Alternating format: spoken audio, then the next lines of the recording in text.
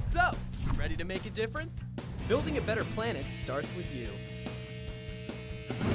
Aqua Kids, traveling around the world, going where we've never been before, having fun and so much more, learning from our friends of the sea, saving them is up to you and me.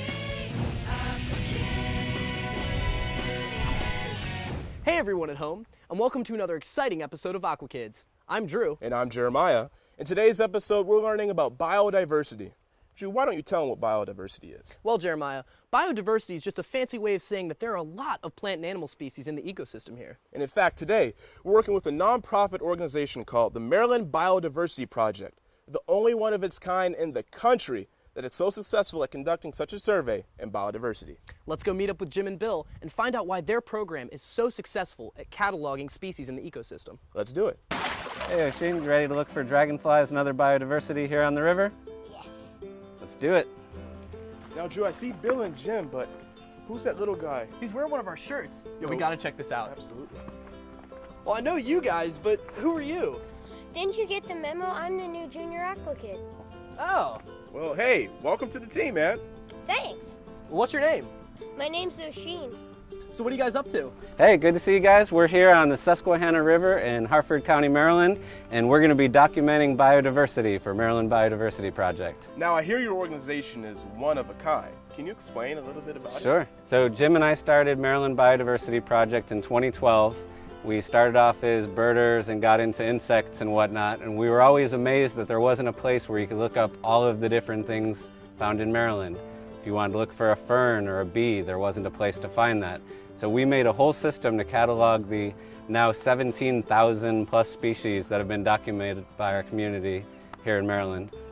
Jim, you want to tell us a bit about how many types of things we found? So after 5 years of documenting biodiversity in Maryland, we have recorded over 101 mammal species, over 450 species of birds, over 2,800 species of plants, untold numbers of insects, like over 2,600 species of moths, over 150 species of butterflies, 450 species of fish. So that's what we do. We collect data on the species that are found in Maryland. So how do you collect all this data? So we have a bevy of volunteers who go out and record data. So people who go out like on nature walks or go and climb a mountain out in western Maryland, they'll take pictures of the plants and animals that they find and send us the photos, and we'll put their photos onto the website and record their data. So it's like crowdsourcing your data collection. Total citizen science. Over 800 people contributing already to the project. So although some of the coolest stuff might be on that mountain in western Maryland, you can do it in your own backyard, leaving on your porch light and going outside. You can find a new moth that fills in a spot on the map, a new county record or even state record. I added a state record in my yard last week. Wow. Do you think there are a lot more species out there that haven't been discovered yet? Absolutely. Although here in Maryland we have over 17,000 species documented, we're adding new stuff every week. Literally new species for the state. It could be a moth, a beetle. We're in a place where in this area they've still discovered a new species of swallowtail, a new species of leopard frog, new to science. It's really amazing what you could find in your own yard. We have schools that have documented new ants for the state list. It's absolutely amazing, and people like you can document something and contribute directly to science. When we come back, We're gonna follow Bill and Jim to see if we can collect some biodiversity. What they said. Now it's time for Aqua Quiz with your host, Drew Cruz. I'm your host, Drew Cruz, and it's time to test your knowledge with another Aqua Quiz. The Maryland Biodiversity Project is an organization focused on cataloging all of the living things in Maryland. Their goal is to promote education and conservation by helping to build a vibrant nature study community. Do you know how many species they've cataloged since 2012? Is it A, 8,000 species, B, 10,000, C, 12,000, or D, 17,000? I'll have the answer after the break. Welcome back to Aqua Kids. Do you know how many species the Maryland Biodiversity Project has cataloged? The answer is D, over 17,000 species, and still counting. The cataloging is done by naturalists and folks like you. I'll see you next week with another Aqua Quiz. Right now, we're going to help catalog the biodiversity on the Susquehanna River. All right, guys, so what are we looking at? So we have some really interesting mollusks here along the scour plain.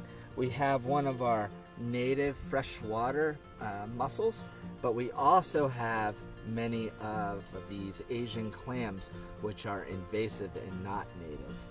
So are these non-native species a problem for the ecosystem? It's a huge problem, actually. We're going to see a lot of cool native stuff today, but invasive species in Maryland are one of the biggest threats to biodiversity, and we'll talk a lot about that as we go.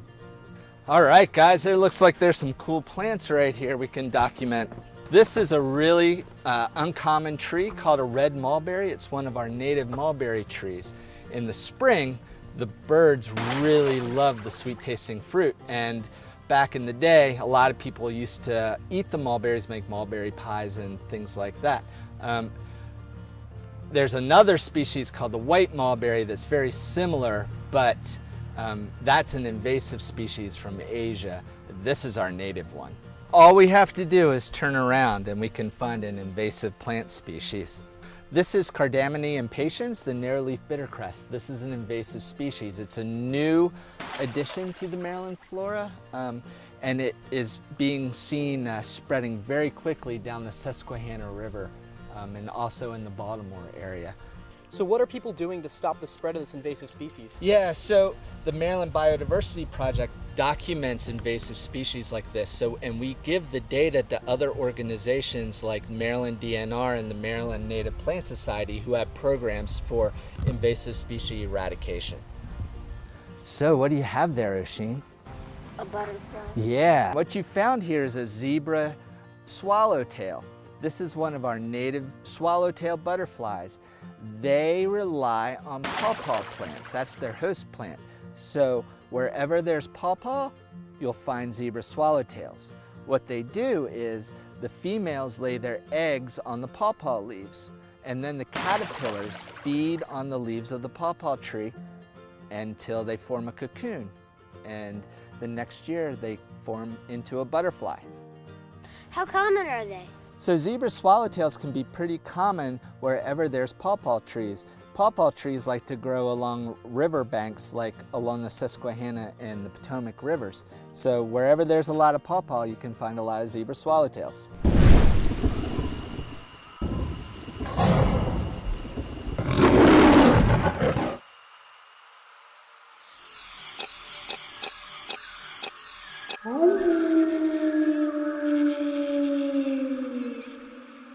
The gray wolf, ancestor to our modern dog, is found scattered throughout North America, Europe, Asia, and the Middle East. Once numbering in the millions, its population has fallen below 250,000 worldwide. An intelligent pack hunter, the wolf has a complex social structure and strong family bonds similar to humans. The ancient people learned to hunt by watching wolves. These carnivores keep herbivore species healthy by preying only on the weak and injured, preventing overpopulation and overgrazing. Habitat loss, conflicts with humans over livestock, and our fears are the greatest threats to this misunderstood creature. Find out ways you can help the gray wolf and other apex predators on our website. Aqua Kids will be right back. Welcome back to Aqua Kids. All right, guys, it looks like we have some cool specimens here. Let's take them to Bill. Awesome. Okay, what do we got here? You tell us. Here, check this out. This is a nice one. You gotta be really careful with some of these little ones not to hurt their wings. You could hold the two wings together. Bill, what is this? This is a species of damselfly found here. This is a female blue-fronted dancer. We caught her along with the blue male. They're closely related to dragonflies. They're a different suborder. They hold their wings above their back, so they're a good indicator of clean water, and this is the kind of species we like to document everywhere in the state. So this is a great find by you guys. Hey Drew, what do you got? Well, I caught a lightning bug, but it's daytime, so that's kind of weird. It is a little bit weird, but we're in a really shady, wooded area, so not totally unexpected. Interesting fact about lightning bugs or fireflies is that they're actually a species of beetle, a soft-bodied beetle. This is another great group of insects we want to document because a lot of people think they're declining, maybe due to development or use of pesticides and so on. So another good indicator of quality habitat. So if you have fireflies in your yard, you should be happy about that. And if there's any ability to improve your habitat or stop using pesticides to spray your yard, this is something that might come back and do well. So Bill, we got our binoculars. What are we looking for? Well, this is an awesome area for breeding and migrating birds. It's the first day of July, so everything is a breeding species here. There's a repeating call of a beautiful bird that would be easy to miss called an indigo bunting at the top of that tree. A little bit further this way, Oshin. Near the top of the tree, it looks kind of plain if you're not looking at it with binoculars. In binoculars, you could see the bright, deep blue color. And across the way, on and off has been singing a yellow-throated vireo. It might be hard to get on, but kind of right in the middle of those trees in the shadows. The ones flying by are American goldfinches. All right, awesome. Hey Jim. Hey guys. So we've seen some insects and some plants and some awesome birds, but how about the fish around here? Yeah, so the fishing on the Susquehanna is world renowned. And one of the greatest fishing spectacles in Maryland happens in the spring with the shad run. They come from the ocean up the Chesapeake Bay and into the Susquehanna River. And actually, some of the shad actually come up Deer Creek right here up into the shallows and breed. And you can see thousands of these shad swimming up the river. Hi, Drew here. You know, it excites me to meet kids like us who love to protect the earth as much as we do. Young people who are pioneering powerful ways to conserve and protect our planet. I call them eco-defenders. Let's find out what they're doing.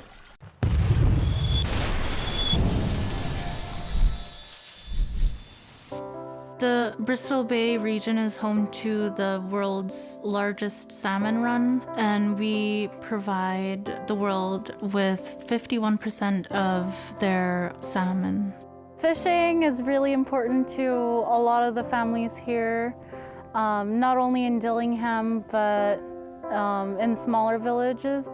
My grandparents were always ready to teach their grandchildren how to set out a net and pick the fish, and they were really my teachers growing up. We live off the land, and with not very many jobs and very high prices at the store, it's really important for families to get a caribou or a moose to process and put away in the freezer so we could eat in the winter months.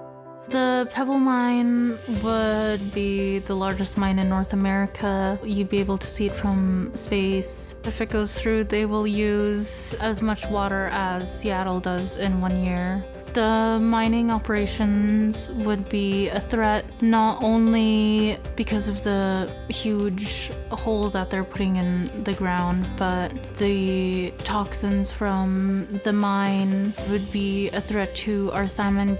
United Tribes of Bristol Bay is a consortium. We represent 14 tribes in Bristol Bay, which is 80% of the people.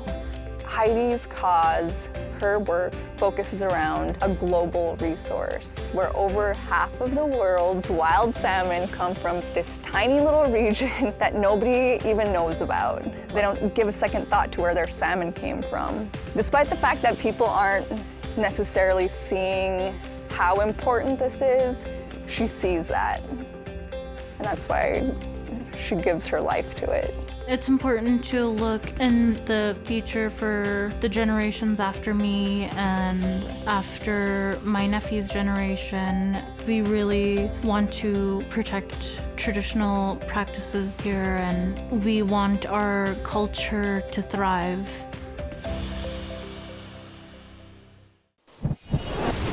Wasn't that great? Now it's your turn. If you or someone you know is doing something remarkable to help our planet, let us know about it. You could be our next eco-defender. See you soon. Aqua Kids will be right back. Hi, Drew here. For more information on today's show, go to aquakids.tv. Welcome back to Aqua Kids.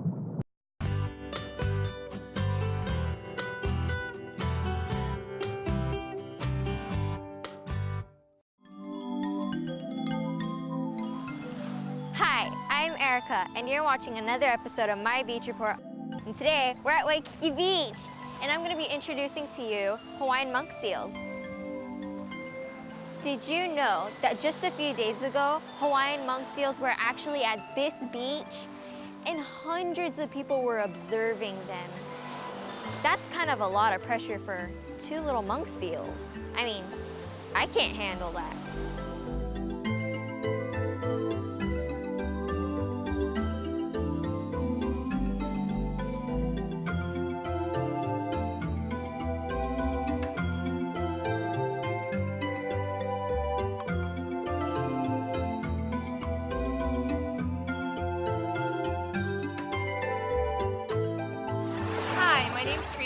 And I'm with NOAA Fisheries here in Honolulu for the Pacific Island Fisheries Science Center. I'm here today on Waikiki Beach because we have a couple visitors that don't frequent this area too much, but if you look behind me, you can see 2 Hawaiian monk seals. Now, monk seals are critically endangered. There are only about 1,200 left in the world, and they are only found here in Hawaii. The 2 behind me are an adult male and female, and we can identify them based on scars and other natural marks on their body. So we actually know who these 2 are. Now, monk seals can live to be about 25 to 30 years old. They tend to be brownish to gray on top, and their bellies can be yellowish to silverish gray depending on the time of the year and condition of their coats. Now, monk seals spend about 2/3 of the time at sea, foraging and traveling. So when they come up on the beach, they come up to rest and sleep. So they're perfectly healthy and it's normal behavior, and we like to leave them alone and give them their space so they can rest. Monk seals eat a wide variety of things. They eat a variety of fishes, they eat crustaceans, eels, and octopus. And they forage on the bottom, so they do so by flipping over rocks and sticking their heads in crevices to get their prey. So they're quite unique foragers in that aspect. Did you know that Hawaiian monk seals can grow up to like 7 feet long? And did you know female monk seals can weigh up to like 600 pounds? That's like more than 7 times of me.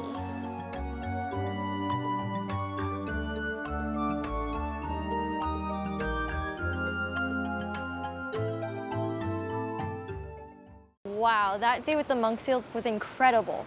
And remember, monk seals are endangered species, and it is illegal to be less than 100 feet from them.